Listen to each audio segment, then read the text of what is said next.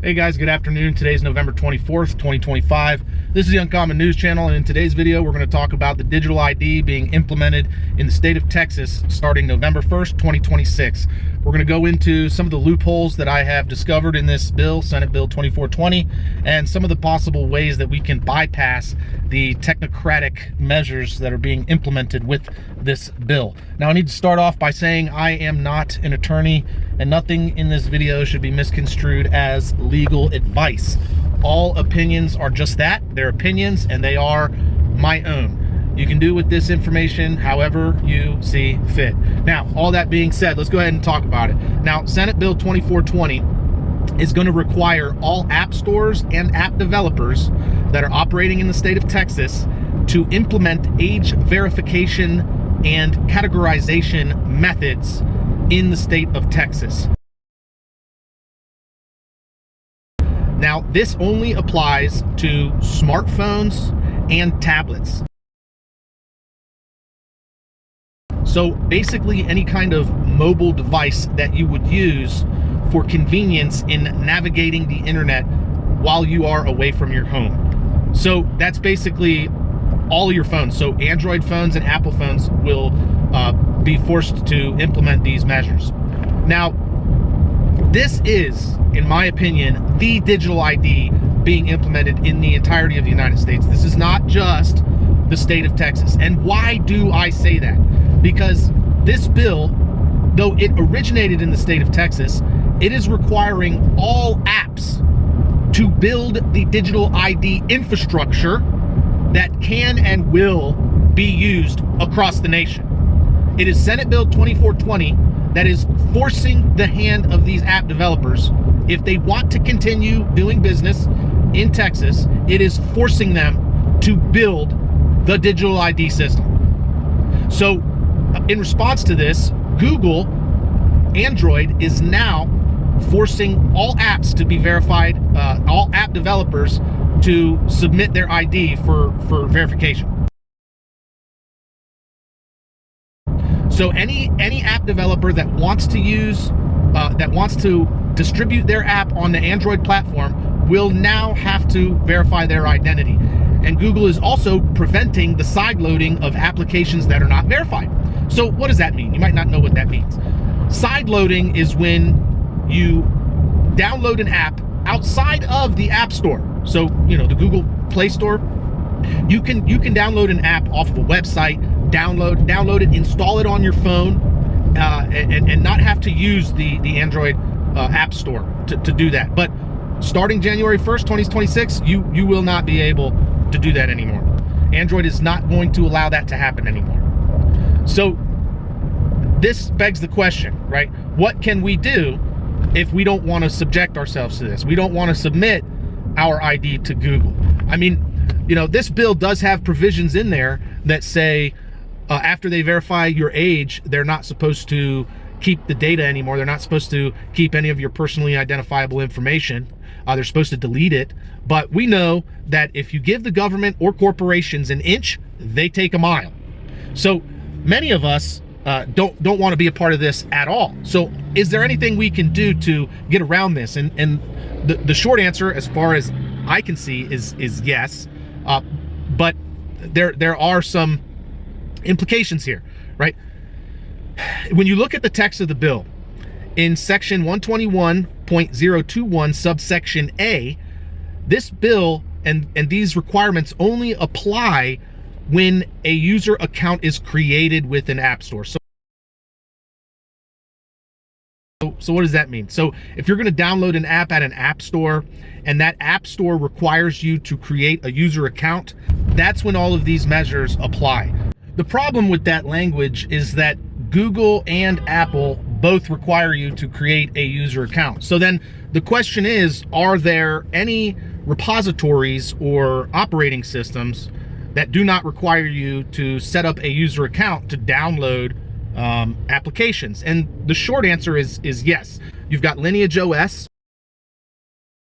which is basically a de-Googled version of Android. You've got Graphene OS.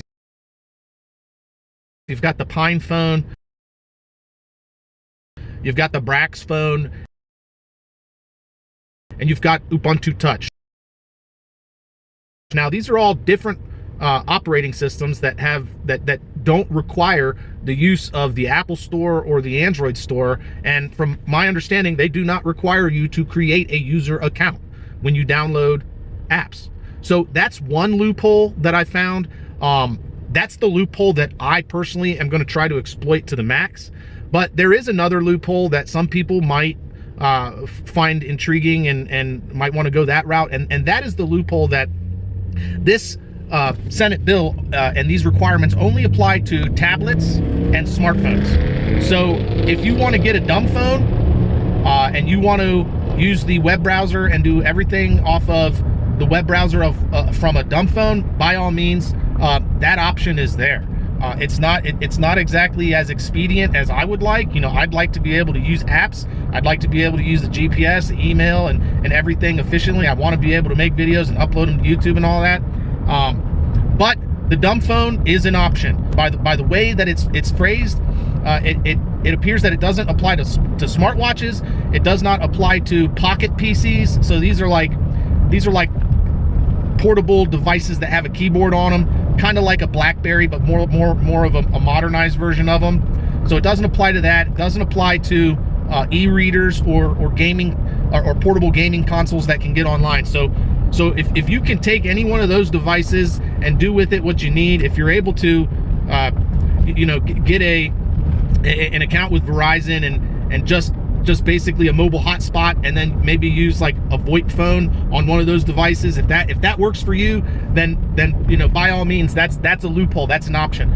But me personally, I think the best loophole to exploit is section 121.021 subsection A, where it says when a user account is created, and then that's when all of these draconian measures apply to the apps. And so I'm personally going to be trying to exploit that loophole there, and the way I'm going to try to do it is by getting an Ubuntu Touch phone, and the reason I want to do Ubuntu Touch is because Ubuntu Touch is maintained by a non-profit organization called UBports. All right, in Senate Bill 2420, it's part of the business and commerce law in the state of Texas, and UBports is a non-profit, so business and commerce doesn't really apply to them. But the category that they are regulating here is application distribution.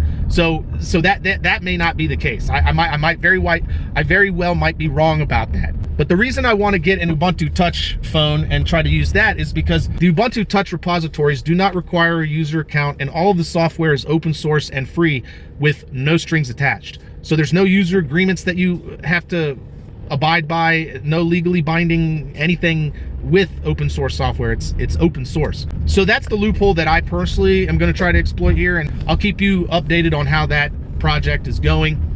But then if that doesn't work out, I personally will be opting for a dumb phone. And if that's the case, if I have to go with that, then you probably will not see any new videos being uploaded from me anytime soon. It'll probably be the end of the Uncommon News channel. And the dumb phone that I would recommend, take it for what it is the Nokia 3210. I think the Nokia 3210 is a pretty decent dumb phone. And if I decide that it's time for me to switch over to a dumb phone, that's the one I'm gonna get, and that's the one that I would recommend you guys look into. Now, as far as getting our news and updates between each other and things like that, there are ways to do that on dumb phones. We can have newsletters and RSS feeds that go out to our email clients, or even SMS. And I'm going to go ahead and look into that this month. I really need to look into that quickly before before January 1st comes. So if I decide that I'm no longer going mobile with smartphone or a tablet, and I decide to go with a dumb phone, then I'm probably going to set up a news feed that can be blasted out to dumb phones. So if that's something you're interested in signing up for, I'll keep you posted on that as it develops.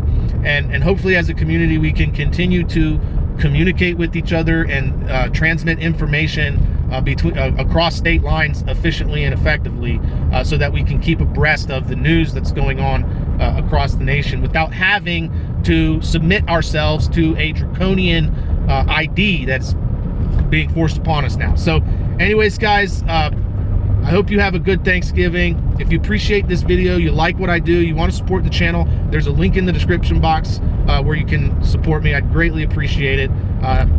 Anyways, thanks for watching, thanks for listening, and as always, don't forget, help out your neighbors. Bye.